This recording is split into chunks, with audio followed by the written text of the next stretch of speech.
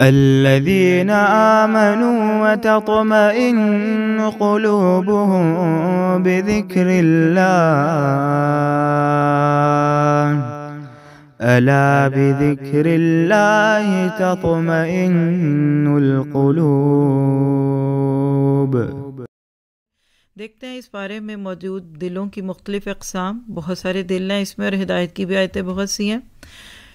آیت 36 سورۃ بنی اسرائیل، جس کو سورۃ الاسراء بھی کہتے ہیں، اور وہ کیا ہے؟ ان السمع والبصر والفؤاد کل اولئک کان عنہ مسئولا القلب المسئولیۃ، یعنی دلوں کے بارے میں سوال ہوگا، آپ کے کانوں کا، آپ کی آنکھوں کا اور آپ کے دل کا کل قیامت کے دن سوال ہوگا۔ کیا ہم مسئولیت کے لیے تیار ہیں؟ سوچیے ذرا۔ اللہ اکبر کبیرہ۔ دعا کیجیے اللہ کبھی دل کا سوال نہ کرنا، مارے جائیں گے، اندر تو پتہ نہیں کتنے بت پڑے ہوئے ہمارے۔ پھر آیت 46 سورۃ بنی اسرائیل، وَجَعَلْنَا عَلَىٰ قُلُوبِهِمْ أَكِنَّةً أَن يَفْقَهُوهُ وَفِي آذَانِهِمْ وَقْرًا، اور ان کے دلوں پر ایسا غلاف چڑھا دیتے ہیں کہ وہ کچھ نہیں سمجھتے، اور ان کے کانوں میں گرانی یعنی بوجھ پیدا کر دیتے ہیں۔ تو القلب المکنون، اکنہ لفظ ہے۔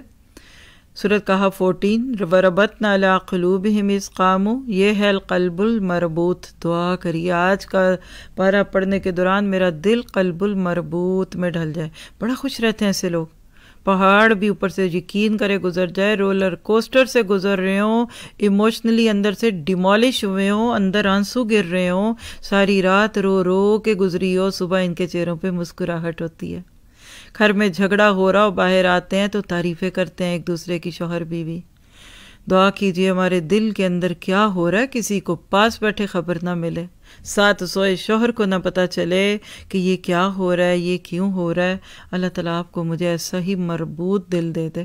آج مانگنا ہے اللہ سے، پھر بڑے کام لے گا اللہ آپ سے۔ کچے دل والے، سینسٹیو، بات بات پہ رونے والے، ناک سے پانی بہہ رہا، آنکھوں سے آنسو بہہ رہے، اور سسکیاں اور ہجگیاں، میرے سے اب اور باتیں نہیں سنی جاتی، میں اور قربانیاں نہیں دے سکتی، نہیں کریں، پھر چلے جائیں، وہ یہیں سے پلٹ جائے جس سے جہاں ہو پیاری۔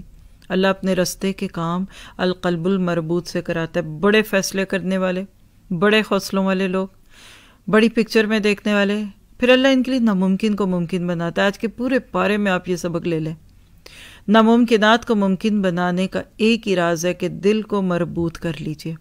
پھر آیت 28 الکہف، من اغفلنا قلبہ عن ذکرنا واتبع ہواہ وکان امرہ فرطا، جس کے دل کو ہم نے اپنی یاد سے غافل کر دیا اور جس نے اپنی خواہش نفس کی پیروی اختیار کر لی اور جس کا طریقہ کار افراط اور تفریط پر ہے۔